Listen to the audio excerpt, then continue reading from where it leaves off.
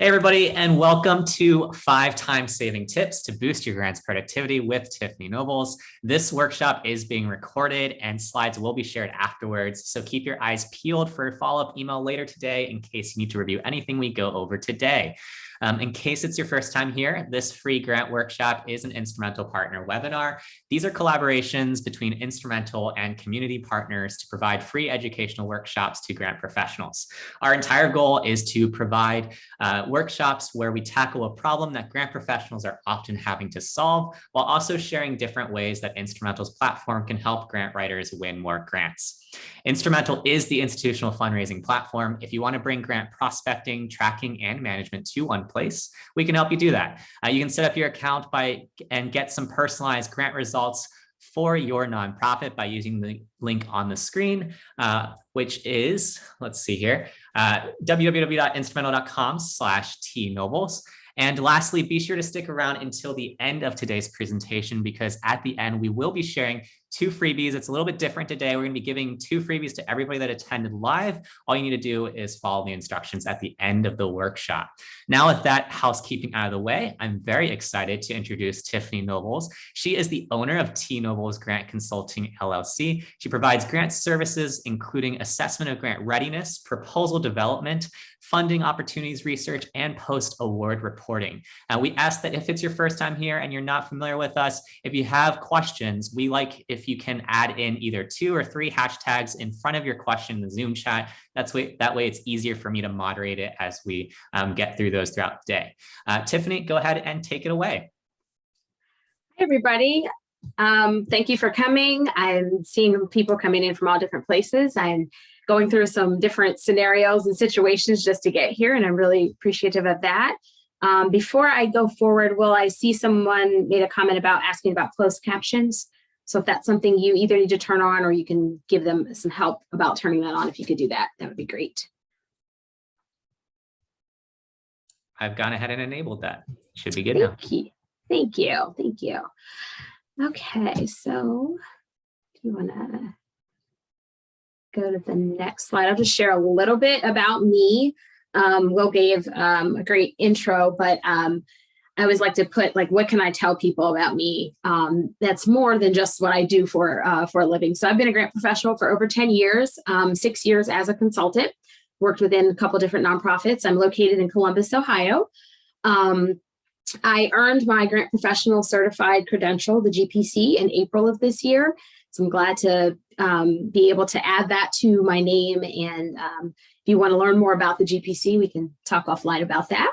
I'm an ambivert. If you've never heard of that, it's being introverted and extroverted depending on the situation, which comes in handy being a consultant. Also, I'm a wife, a mom of 2 boys, and one 14-year-old dog. I'm the only female in my house.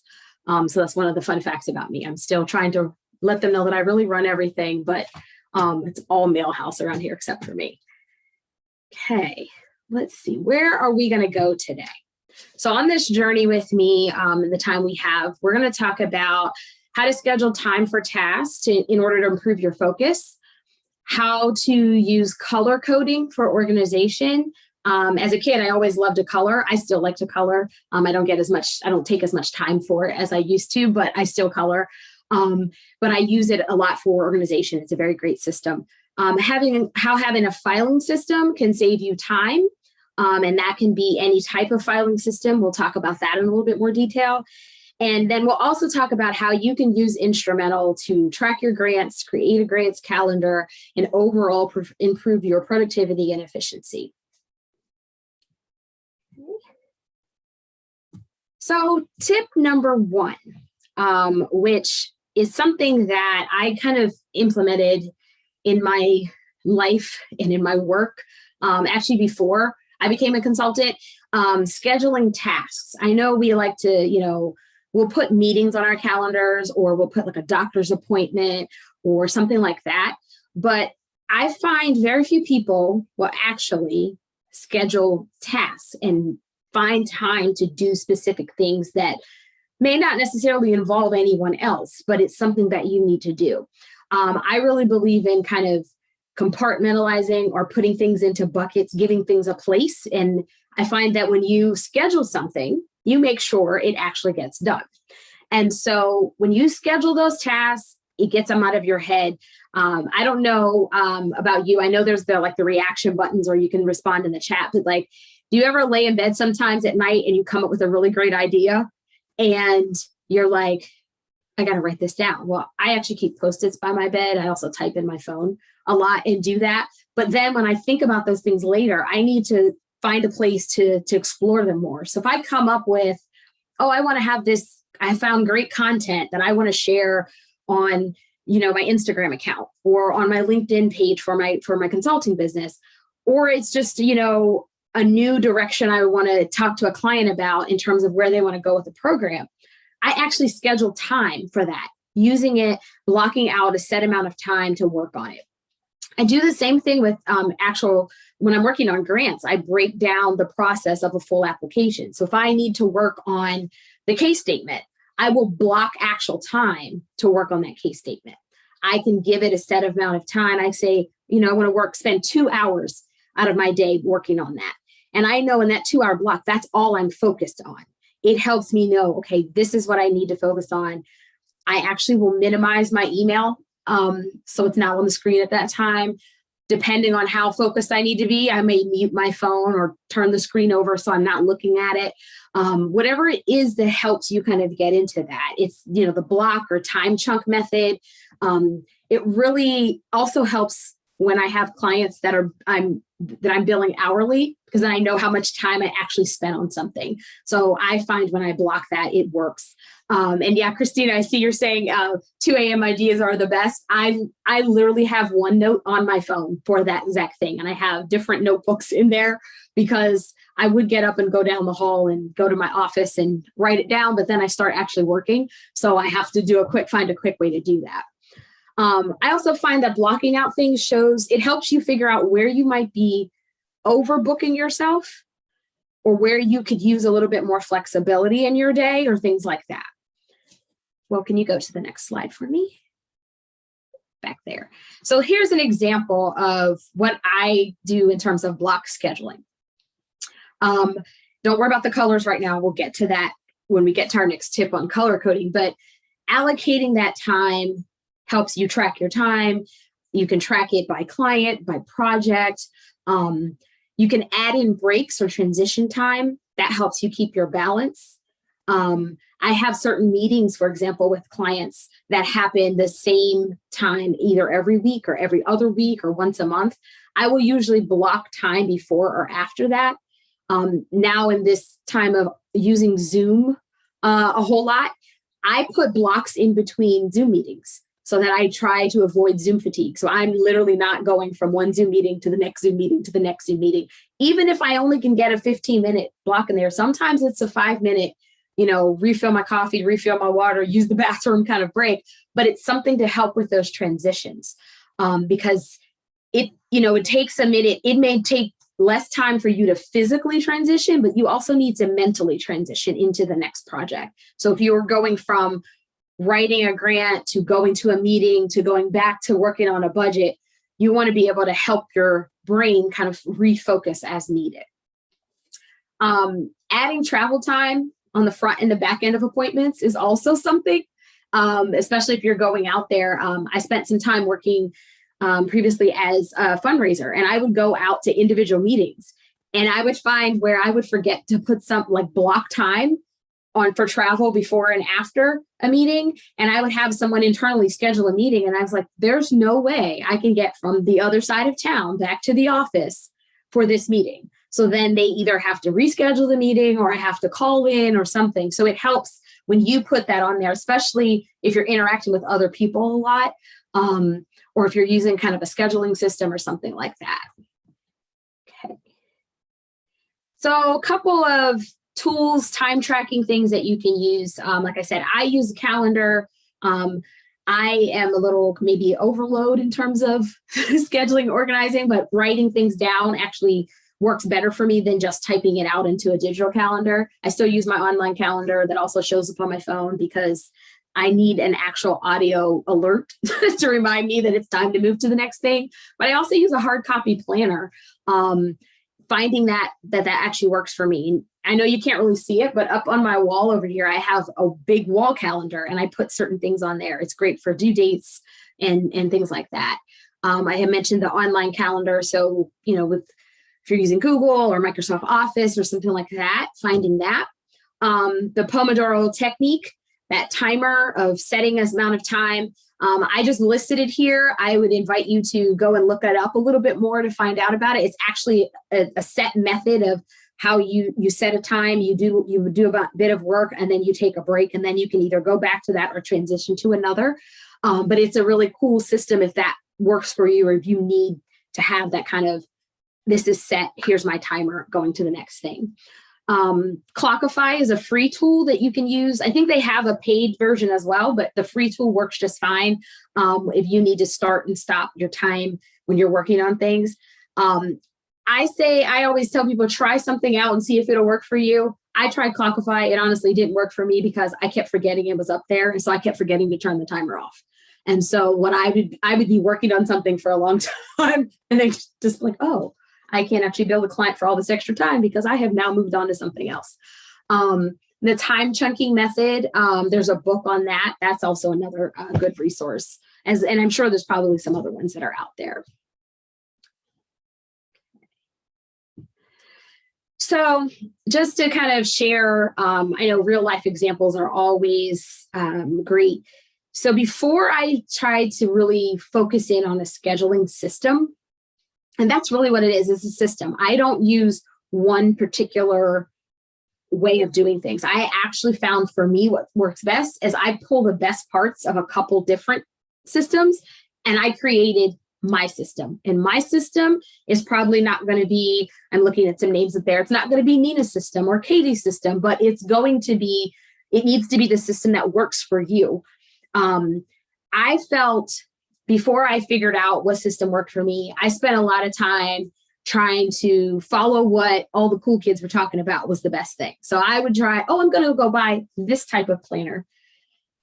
I found for me, I didn't need to buy a $45 planner because if I wasn't filling it out or following anything in it, it didn't really matter how much. That may work for somebody else. But when I didn't have a system at all, I felt very overwhelmed. I felt busy throughout the day, but I was not productive. When I was working within organizations and I'd have to go in and meet with my supervisor about, what I did for the week, I'd be like, I did stuff. I had a couple meetings.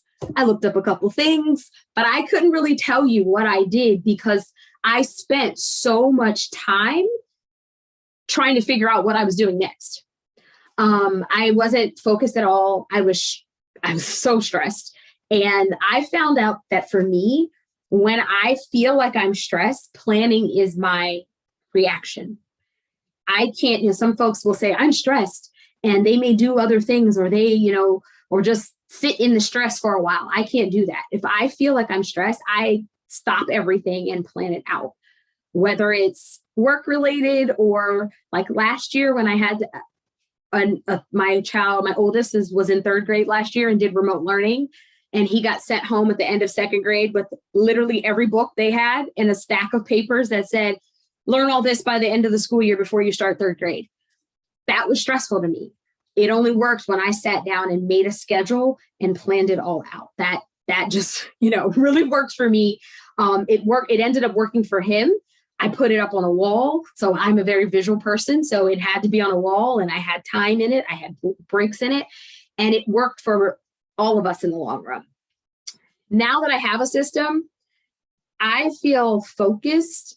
I feel productive. I can tell you what I'm doing in a particular day. I know if I've actually completed something. Before a system, there were days when I literally go, I need to make edits to that narrative. And I go in and realize I actually had already made the edits to the narrative. I hadn't marked it down. I was just working and kind of just out there on my own on autopilot. Now I feel more productive. I also feel flexible. So putting those breaks in there lets me know, okay, well, I can Maybe there's a day when I can go meet my husband for lunch in the middle of the workday, or maybe there's a day when I can go and take a nap because that's what I need to recharge. Or I can sit and drink a cup of coffee without being in front of the computer and actually doing anything. There are times when I will go sit out on my couch or, catch up on a show quickly, but I didn't know I could have that flexibility in there because my calendar, my system didn't exist before that. I also feel very accomplished. I love checking things off a list. So I write things out and I mark it off and I'm like, this was done. I can erase it. So I have below my big wall calendar, I have a whiteboard. And for every one of my clients, I list kind of upcoming projects. The joy I get when I get to erase something off of that board is awesome. It makes me be like, oh, okay, this is great. This was done. This was submitted. It is. Yes, Mandy, it is the best feeling ever. And Katie, I see you mentioned something in there about the nap and the self-care. We're going to get to that because that's also very important and it means a lot about your productivity. It's definitely something that I've focused on this past year or so. Sarah, I wish I could do a midday bath, but I would probably go to sleep right after. So I know that's not for me, but if you can incorporate that into your system, go for it because that sounds absolutely awesome. Okay. Did I do that well, or did you? Yeah, somebody did that, so I'm going to clear that out for us. Okay. Songmi, if you can hold off on annotating, that'd be great. Thank you. I was like, I moved my mouse at the exact time that happened. And I was like, I don't know how to do that. So I'm pretty sure I didn't do it, but who does? Let's see. I'm glancing over here just to try to see about some questions because sometimes it helps to get questions. Barb is asking about, she said I've heard that 90-minute blocks of time are the most productive. I will say to that, I think that you have to determine what works for you and what you're working on at the moment. If I'm working on a chunk of like research, reviewing a couple matches that I got in instrumental, 90 minutes is great. I can go through a couple during that time and feel really, really productive.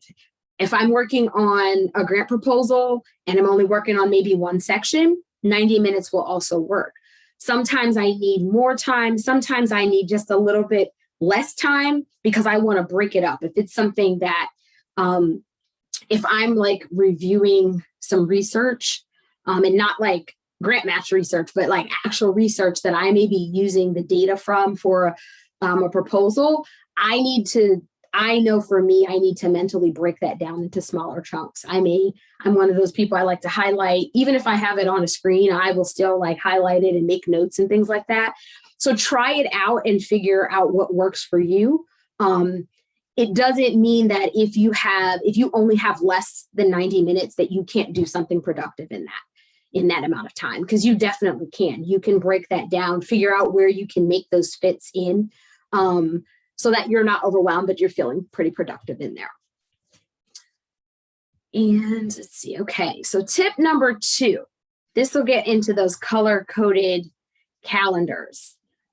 So color coding, I love it. And so you can see here, these are actual Post-its that I have in my office. I have a Post-it problem. I buy all the Post-its, all the different colors. I buy the little flags and all. I've always had like a Post-it problem, but I use them to my advantage. They may mean different things. And I also have taken that color coding and putting it into my calendar helps me really see things at a glance. I don't know about you guys, but I can't really function just a day to day to day.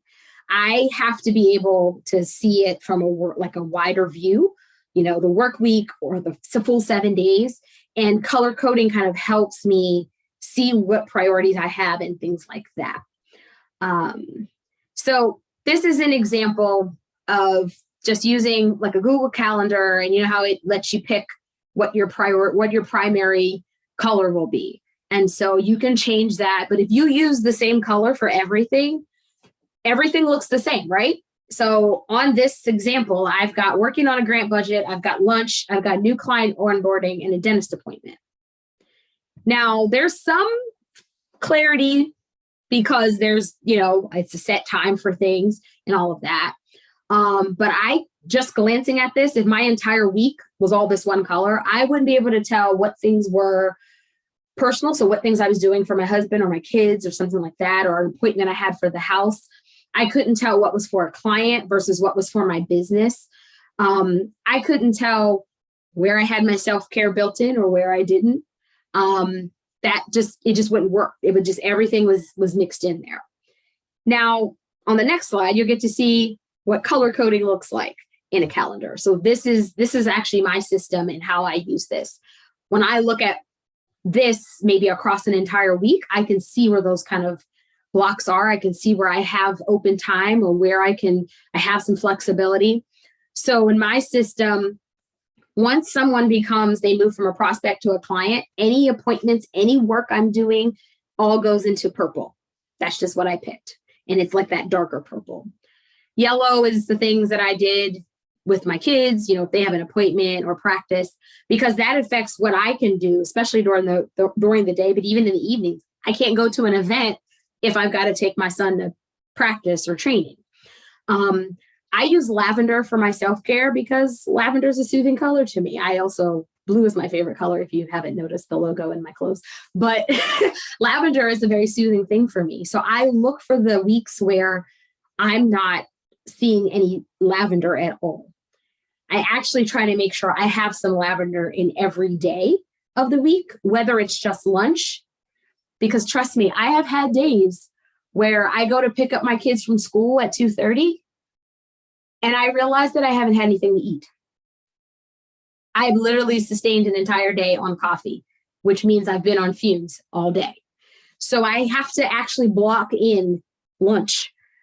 Sometimes it's lunch by myself. Sometimes it's lunch just sitting on the couch with my dog. Sometimes I actually go and meet my husband or I meet somebody else, but definitely putting time in there for that.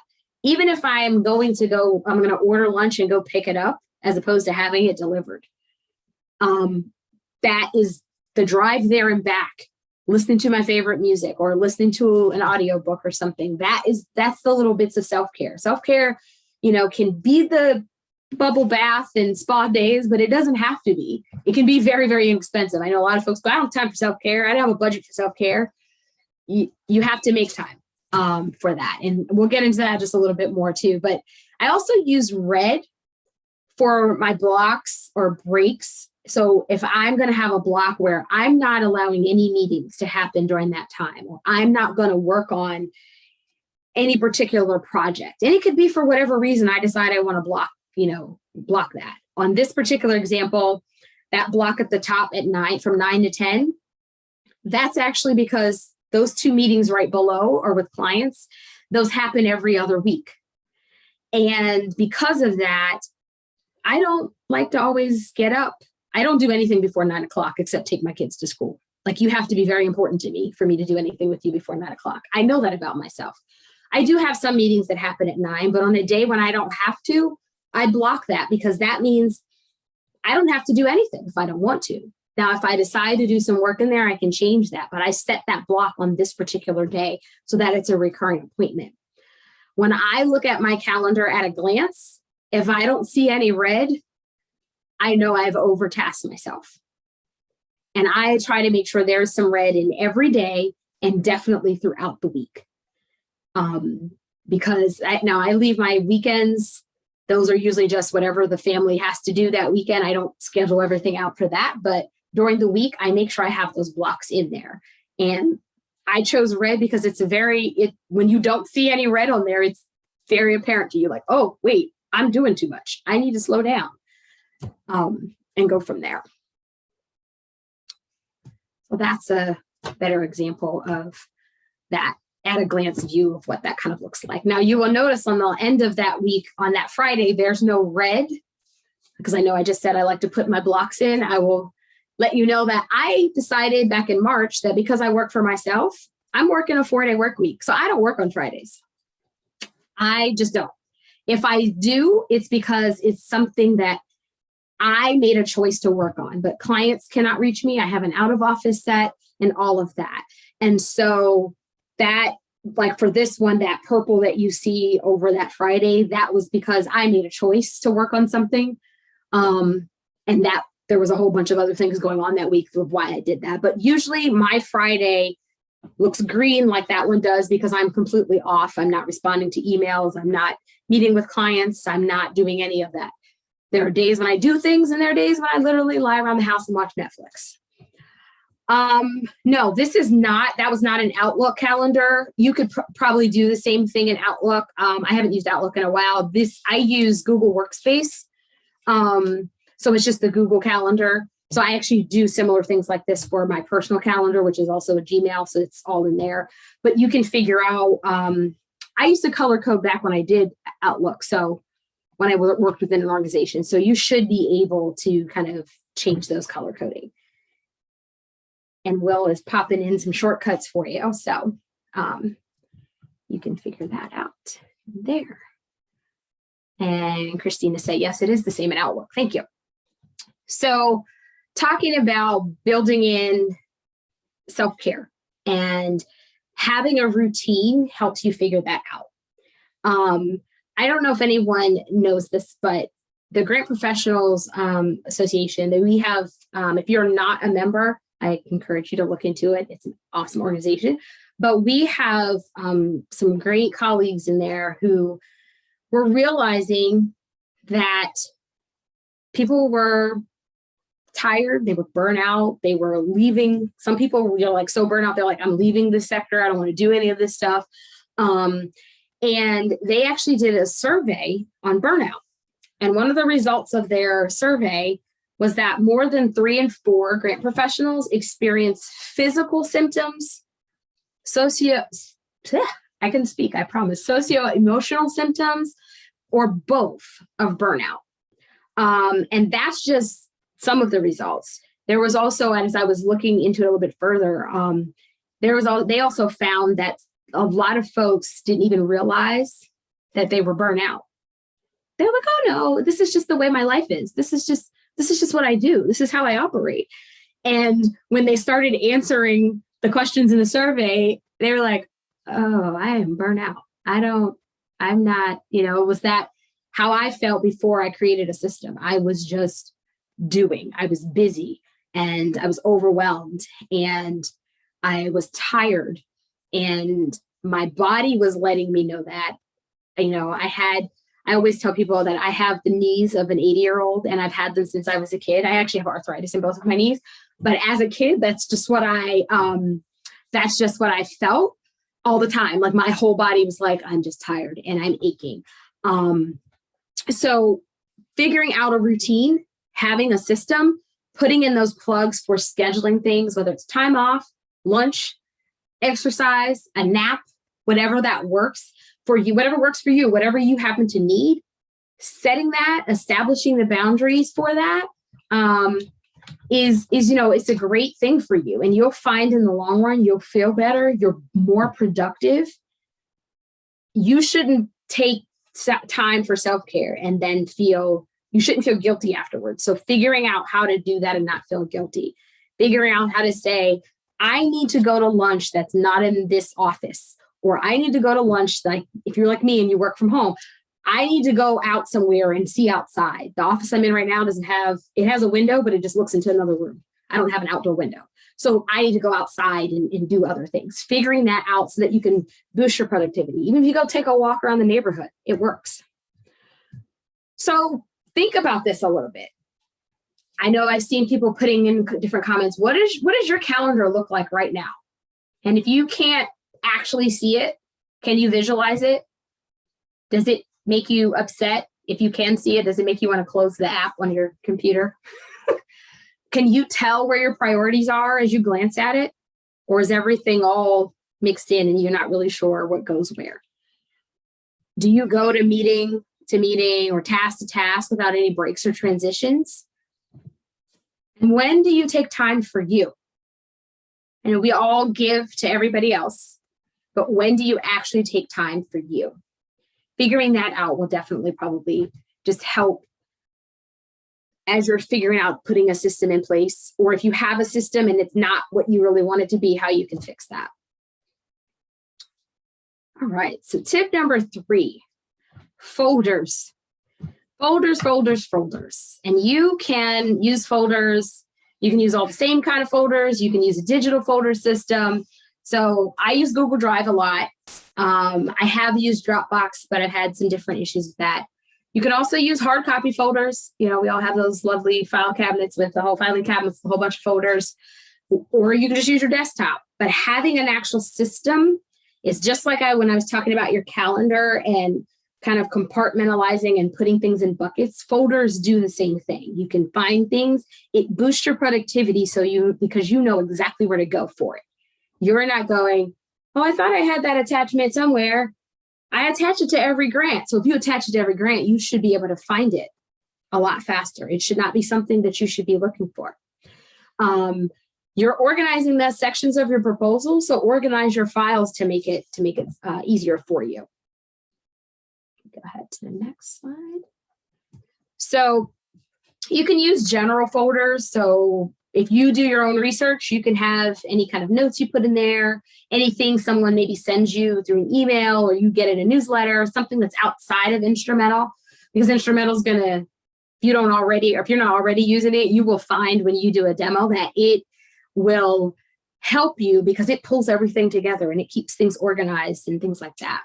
Having a folder that's kind of grants attachments. So that 501c3 letter that you have to attach to everything, you shouldn't have to go look for it. You've got a set folder. Here's the grants attachments. We're putting that in there. We're putting our audit in there, operating budget, your board list. And when those things change, swap them out so you can keep that in there.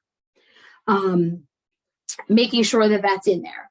Boilerplate information, your mission statement, contact info. You should only have to make edits to the contact info. We're not rewriting the mission statement every single time we enter it in. You should be able to have it so you can copy and paste it. It saves you time, especially when you're working in those online applications. Then at each folder, you should have one, if you're a consultant like I am, and you have one for each client, then you can drill down to each project, each funder. If you have, your organization has 5 programs, each program should have its own folder, and then within there, drill down to the things that are related to that. It'll save you time while you're working on it. And if you decide, you know what, I don't really want to do this anymore, I'm leaving, and the next person comes in, they will love you for it because you've given them a system and it carries on. And it's that organizational information that everybody knows, oh, I can just go into this folder and find these things. So don't just kind of hoard it for yourself and only keep it on your computer, especially if you're an organization, make it shareable so that they can find that. But then you can have separate items in there. So your letter of inquiry, full application, and so on. And then Instrumental actually offers a document library for use. And this honestly is something that I didn't know about before. I learned about this preparing for today's presentation. And so there is actually in the system, and I don't know if, Will, do you want to show that, what that exactly looks like? Yeah, it's right here in the bottom left corner here. When you're logged into your account, you're going to see a document library in the bottom left, and you can actually access that, and it'll be organized by your projects as well. So what folks will often do is they will upload their proposals, and oftentimes when they're in their trackers, they will upload it to the individual opportunity. That way it's going to show up in your document section here, which means that if you or somebody else on your team is going to be taking over it for next year, for example, if I wanted to make this for the next year, then everything's in the same place. That way you can pick up right where the things were left off last year. So a lot of people don't make use of this, but those who do, I hear of a lot of cases where it's helpful, especially when there's turnover in the team or somebody taking over for a workflow that was previously owned by another member on the team. So that's something to look out for in that document section. Thanks, Will. So these are just some kind of screenshots of what my system looks like in Google Drive, and I have these different folders, just some examples of the general and funder specific folders. And then that's further down, just letting you see what I would put in like my grants attachment folder. These are the type of items that would be in there. Okay. You can go ahead to the next one because that's just an example.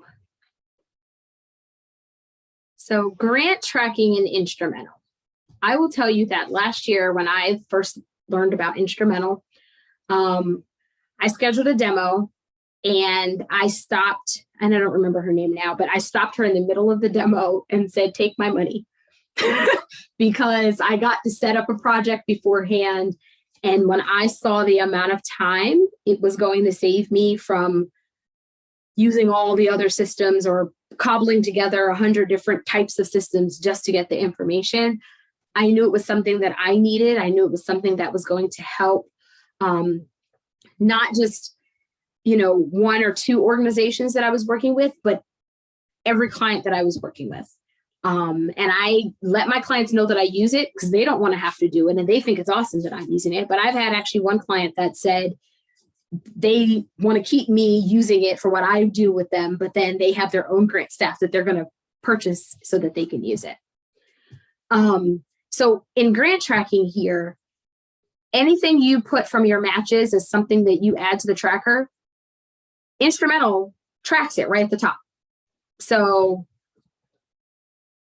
if you, right now, the one you're seeing on your screen is showing 0 because of the way of the particular example that I showed. But if I was to actually show more detail here, and I think if you go to the next slide, well, the arrow will point. So that row right there, it will track. So anything I've actually applied to, things that I've won, whatever my goal is, anything that I've lost, anything that I've applied, I'm waiting to hear back from, it'll track it there. So if you don't do anything else outside of Instrumental will actually track it for you. And you can export things like this to a report, which you can then share with your board, share internally with other staff. If you're a consultant, you can share per project with your clients and get that information out there. And it's just definitely a time saver. Yeah, and we'll share some of the ways that folks can access each of the key views after we go into the next tip when we dig into the grants calendar. Yeah. Okay. So once you have all those wonderful matches in there, and we'll get to it, but once you have those, you can then turn that into a grants calendar.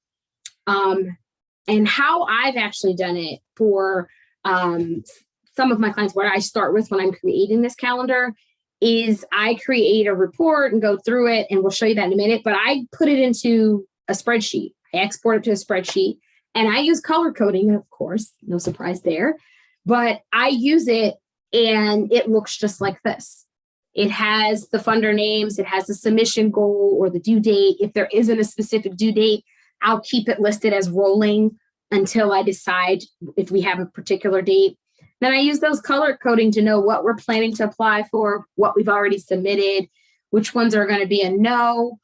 I usually will sometimes say, it might be a no, but it might not be a full no. It might be a not right now because something doesn't fit, but I leave it on here so that when someone else comes to me later and says, my board member found this State Farm Foundation grant we should apply for, I can say, we already made a decision. We weren't going for that. So unless something's changed, we're not going for that.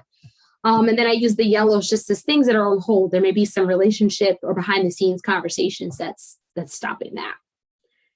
So how do we get from having matches in Instrumental to having a calendar that we can use like this? And I will tell you, as Will is going to the next slide, that I have actually, for some of my clients, I will go from that spreadsheet to actually putting them on an actual calendar. I have a couple clients who also use the Google Calendar, and so I have access to it, and I actually can add those as appointments so that they have that, we can set a timer to remind us or things like that. So here's the how. You create the project in Instrumental. The system identifies your matches. You review the matches. You select those that you want to apply to. You mark them as planned. You select planned submission date. And then you click download report. And it's a little bit more in that. So if you want to go to the next? Yes, there we go. That has a little bit more detail, I think will work. So once you've kind of created your project, you'll see up there, and then you get those matches that show up. Then you click download a report, And the system is actually pretty easy all on one screen that you can find those in that view. And then once it's down into, I download to a spreadsheet, you have the option to do a PDF, but the spreadsheet just, you can maneuver it a lot better. Then you can use that color coding to show the status of each and how it's going. I have some of my clients that literally take that calendar and that spreadsheet, and that's what they give their board at every board meeting as a report. They do nothing else with it. And that's what they show. And then maybe later we might add on other columns that show how much we were awarded. If there's a report due, you can just keep building onto, and you can create one every time, add on to it for each fiscal year. Yeah, and just to show this visually for those who might need to find where these things are, if you're logged into your instrumental account, the plus project section is going to be right here on the left-hand side here. The reporting is going to be when you go into the tracker view. So let's say you started with your matches, this environmental project, and you started saving some opportunities. Once you save those opportunities, they're going to go into your tracker. And that's where you're going to be able to download that report that Tiffany's talking about. And I could just pull for this environmental project, choose whatever I want, create that report, and then she's downloading that CSV right here. So when we download that CSV, the download's going to generate. And then from there, you would open up that CSV. And as you can see here, that information is being fed out. And so she's color coding from here. And that's essentially the workflow that was just gone over as well. Yeah. And once I download it as a CSV, I save it as an actual Excel document. So if you're not used to that, don't keep it as the CSV after that, because it gets a little weird. But that's literally the easiest way to just pull it. You let the system pull it. You'll see that the system actually pulls a few more columns than you might actually need, but you can feel free to delete those and use it. But it's easier than having to copy and paste things in or type things in or mistype a link, because the links are there as well. So you can use that and go right into it. And it ends up being an awesome thing. So as I was talking about the why, it's you can use that color coding. You can't color code in other systems unless Instrumental's going to come out with that, which I'm just going to say it and put it into existence and see if that happens eventually. But it also creates a system of clarity. If you get sick and somebody else has to take over their work, they know exactly where things are. You know exactly where things are. If you save it, I don't know if you save it as a CSV, if you can then open in Google Sheets, but yep, there, Will answered it. I should have just waited, because I figured if I would have waited, Will would have answered it in there. He seems to be doing that. I need you on all my presentations, Will, just to answer questions like that for me. Okay, so as all the stuff I've gone over, and I know I feel like I've been talking a lot. I've seen a lot of good comments come in. I've seen some head nods. And so those of you that have come on camera, I really, appreciate that. But I hope that you have found the same takeaways that I hope to bring to you today, was that about having a well-developed system and how it can simplify your processes. It can save you time using other systems to create the system that you need that works for you in order to move forward. Knowing that taking that time to organize, to plan, saves you time later when you have other tasks. So I actually schedule my time, my weekly planning. I do it on Sundays because that's just what works for me. I do it on Sundays. I look at my calendar, make sure I have blocks and transitions, and I have my self-care and time in there. And then also, using Instrumental. It's a time-saving resource. It's designed to help you. It's not, oh, here's another fancy tool that I'm not really gonna ever use. I'm paying all this money for. I hear a lot of organizations that say that, oh, we have this tool, but we're just gonna use this thing over here. Instrumental is not like that. It is definitely a time-saving resource, and you can use it to make your work better, to be more productive, and to move forward, so that you can have the breaks that you need and ultimately win more grants. And before we open it up to questions, we're going to go over some follow-up materials as well as the freebies for folks. And then we'll see if there's, as we are going over this though, if you have any questions, feel free to put them into the chat and we'll start tackling those right after that.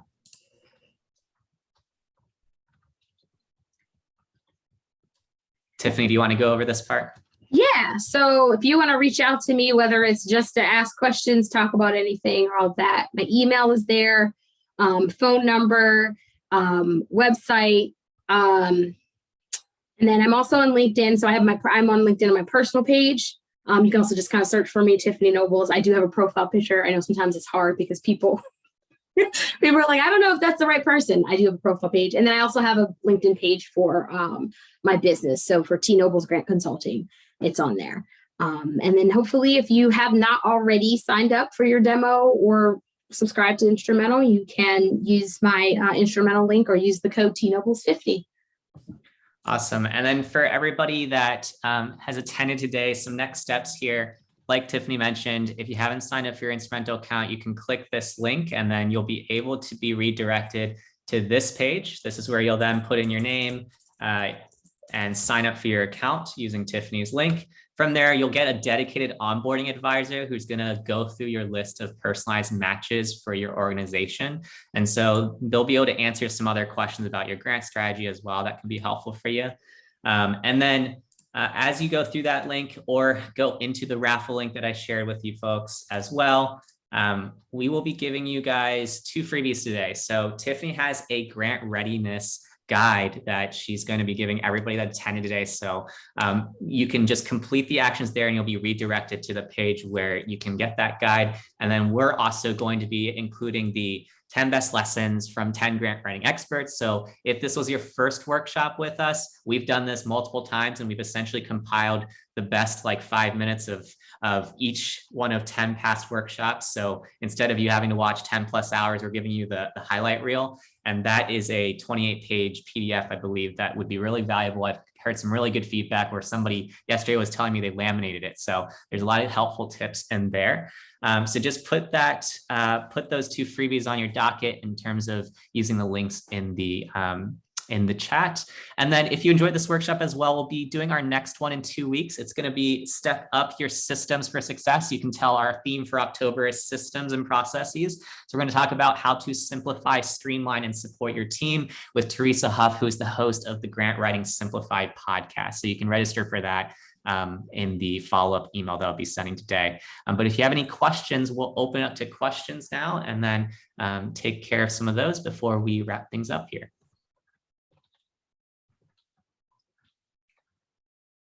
The main question, Tiffany, it looks like, is whether or not you should be presenting at the GPA conference. I saw that. I said, well, we'll see, maybe next year, not this year. I will be there though. So if anyone is going in person, I will be in Seattle, or I will see you virtually if you're intending that way.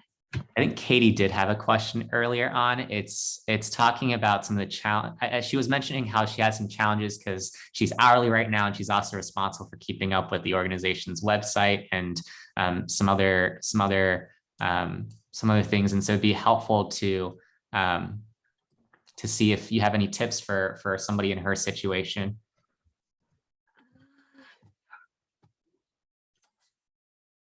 I'm trying to see. So you're saying, I want to make sure I'm answering it correctly and giving you the best thing. She's saying when it comes to getting your system up and going, what is a helpful way to make it easy to transfer between office and home, because of the fact that she's hourly as well as she's doing some other priorities, and she probably has to go in and out of the office, literally physically in person and working remotely at home. So if you have access to your email or your calendar system anywhere, or do you only have access to it? If you have access to it outside of just the physical office, then that would be the best way, because you can literally just have it all in one system. Or if you get it on your phone, like maybe you have a desktop, but you don't actually have a laptop. So maybe you're at home working some other way.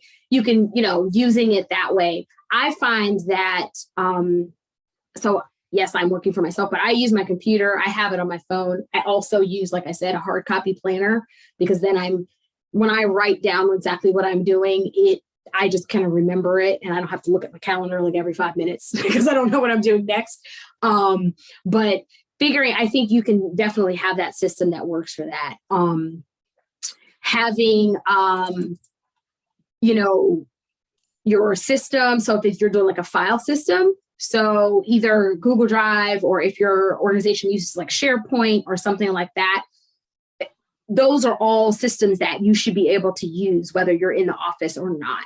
And if you currently have something set up at your organization where you can't easily transfer that, tell them that you need it. Like, you need to have access to, like, I need to be able to have access to this. If you want me to work in the office and at home, I need to be able to do this.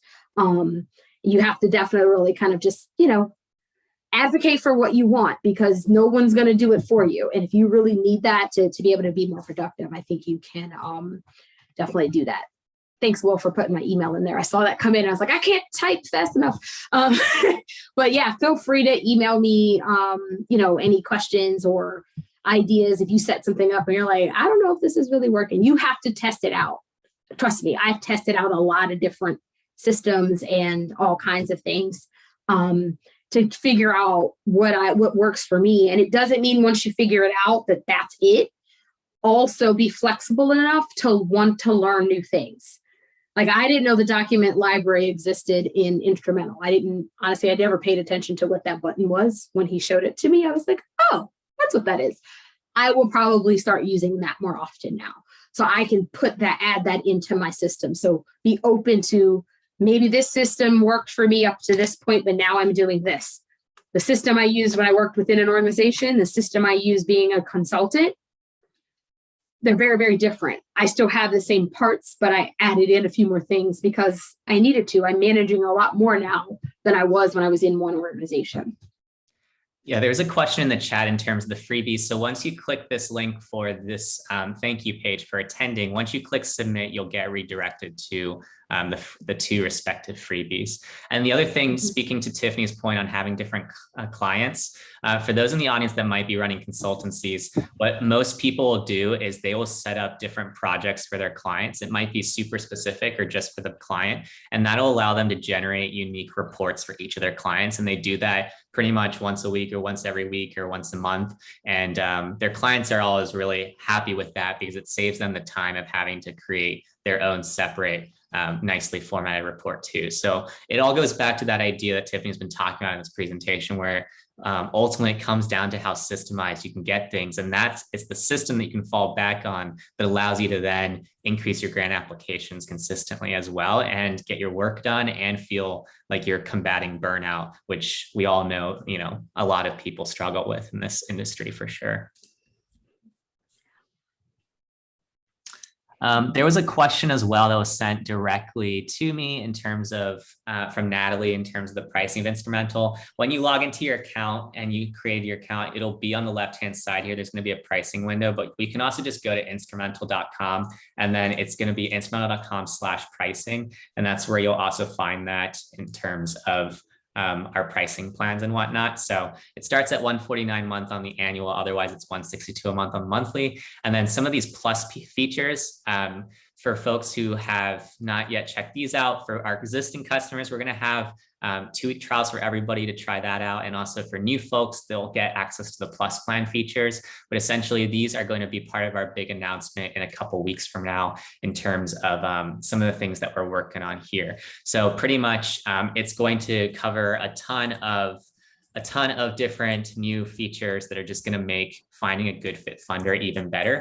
And so it's going to cover premium funder insights, foundation discovery, and recipient profiles. And so you're going to be able to figure out things like what percentage of past grantees versus new grantees did a funder fund in the last 3 years, as well as historical giving trends between new grantees versus repeat grantees and so on. These are all going to be new data insights that you'll see on Instrumental, and you're already going to actually see them if you're on the plus plan today. I know a few folks have already converted over, but this will just help you find good fit funders faster.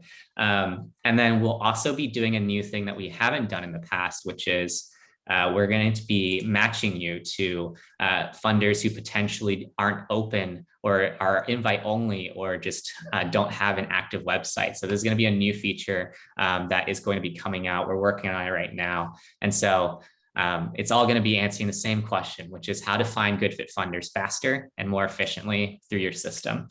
So we all kind of go back to the same point in the presentation.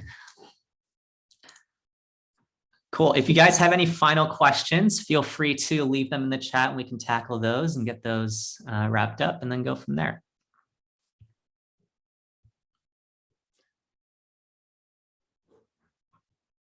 Scrolling through to see if